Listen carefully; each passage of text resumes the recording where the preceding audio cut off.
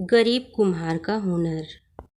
सुंदरनगर गांव का रहने वाला सरजू एक गरीब कुम्हार था। वह दिन भर अपने घर में ही मिट्टी के बर्तन और खिलौने बनाया करता था, लेकिन ज़्यादा बिक्री ना होने के कारण उसका गुजर बसर अच्छे से नहीं हो पा रहा था। ये सब देख सरजू की पत्नी उससे एक दिन कहती है, क्या फ़ायदा है ऐसे खिलौने बनाने का? आप दिन भर इतनी मेहनत करते हैं, लेकिन भी हमारा गुजर बसर नहीं हो पाता है। हमारी गरीबी इस तरह से दूर नहीं होगी। मैं चाहती हूँ आप शहर जाकर कोई काम कीजिए। इन मिट्टी के बर्तनों से हमारा कुछ नहीं होने वाला है। आप शहर जाकर कोई काम ढूंढ लीजिए, मैं तारा के साथ यहाँ रह लूँगी। अपनी पत्नी की बात सुन सरजू को भी यही लगता है कि शायद वह सही कह रही है, मुझे शहर जाना चाहिए। और वह काम करने के लिए शहर आ जाता है। शहर में एक कारखाने में उसकी नौकरी लग जाती है। वह वहीं मन लगाकर काम करने लगता है। कुछ पैसा वो अपने में खर्च किया करता, बाकी के पैसे गांव भेज दिया करता था। वक्त ऐसे ही बीतता जा रहा था। एक दिन सरजू को उसके मालिक का फ़ोन आता है।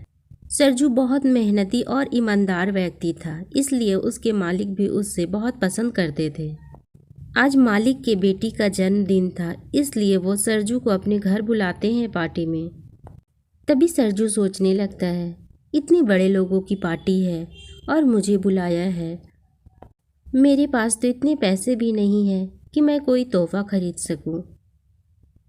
तभी वह सोचता है, क्यों ना मैं अपने हाथों से उसके लिए खिलौने बनाकर ले जाऊं, शायद उसे पसंद आए। यही सोचकर सरजू अपने हाथों से खिलौने बनाकर पार्टी में चला जाता है। लोगों की पार्टी थी। सरजू तो यहाँ किसी को जानता भी नहीं था सिवाय मालिक को छोड़कर। बच्चे सभी अपने मगन में डांस कर रहे थे। सभी लोग अपने अपने में मशगूल थे। सरजू भी थोड़ी देर पार्टी में रहता है और खाना पीना खाकर वापस अपने घर चला जाता है।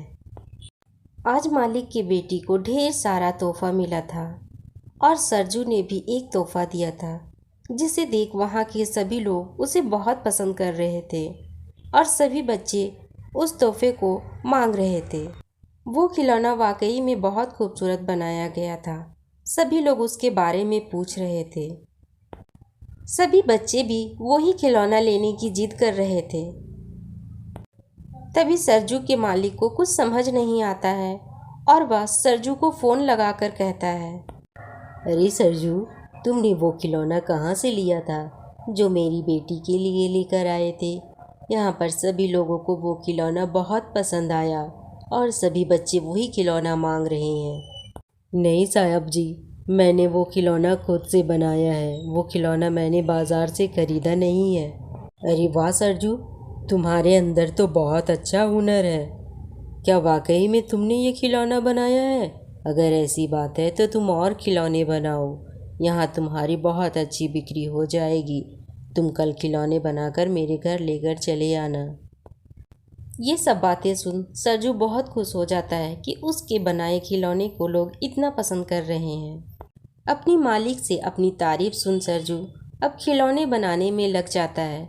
वह ढेर सारे सुंदर सुंदर खिलौने बना लेता है। सरजू को खिलौने बनाते वक्त बहुत खुशी भी हो रही थी कि सब लोग उसके खिलौने की इतनी तारीफ कर रहे हैं। सरजू सारे खिलौनों को बैग में पैक कर अपने मालिक के घर निकल पड़ता है। सारे खिलौने ले जाकर मालिक को दे देता है। आज मालिक भी इतने प्यारे प्यारे खिलौनों को देखकर बहुत खुश थे। अरे सरजू, तुम तो कमाल के निकले। इतनी अच्छी हुनर है तुम्हारे अंदर। देखना, अगर ये काम जम गया तो तुम कहाँ से कहाँ पहुँच जाओगे। बस तुम इसी तरह मेहनत करते रहो। मैं अपने बिजनेस पार्टनर से आज ही बात करके इन खिलौनों को भिजवाता हूँ। तुम्हारे बनाए खिलौने बच्चे बहुत पसंद कर रहे हैं, इसलिए तुम जाकर और खिलौने बनवाओ। सरजू का मालिक अपने बिजनेस पार्टनर को बुला उन खिलौनों को दिखाता है, जिसे देख वह भी बहुत तारीफ करता है। अब सरजू के मालिक ने खिलौनों का बिजनेस शुरू कर दिया था और बिजनेस भी बहुत अच्छा चल पड़ा था। सभी लोगों को खिलौने बहुत अच्छे लग रहे थे। अब सरजू दिन रात मेहनत कर ढेर सारे प्यारे प्यारे खिलौने बनाया करता था और वे सारे खिलौने लोगों को बहुत पसंद भी आने लगे। अब सरजू को भी धीरे धीरे ढेर सारे पैसे मिलने लगे। सरजू ने अपने लिए एक नया घर खरीद लिया था। अब सरजू बहुत ही खुश था। वह गांव से अपने बीवी बच्चों को शहर रहने के लिए बुला लेता है। पत्नी और बच्चे भी इतना बड़ा घर देखकर बहुत खुश थे। सरजू उन लोगों को बताता है कि ये उसने अपनी मेहनत की कमाई से खरीदा है। शहर के लोगों को उनकी बनाए गए खिलौने बहुत ही पसंद आ रहे हैं, जिससे उनका एक बहुत बड़ा व्यापार चालू हो गया है और उसकी अच्छी खासी कमाई भी हो जाती है। अब सरजू अपने बीवी बच्चों के साथ हंसी खुशी से शहर में रहने लगता है और दिन रात मेहनत कर ढेर सारे खिलौने भी बनाया करता है।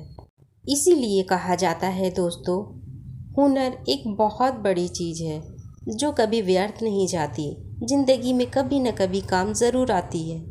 आज हुनर की वजह से ही सरजू ने शहर में आकर इतना बड़ा मुकाम हासिल कर लिया और अपना और अपने परिवार की ज़िंदगी को बेहतर बना लिया।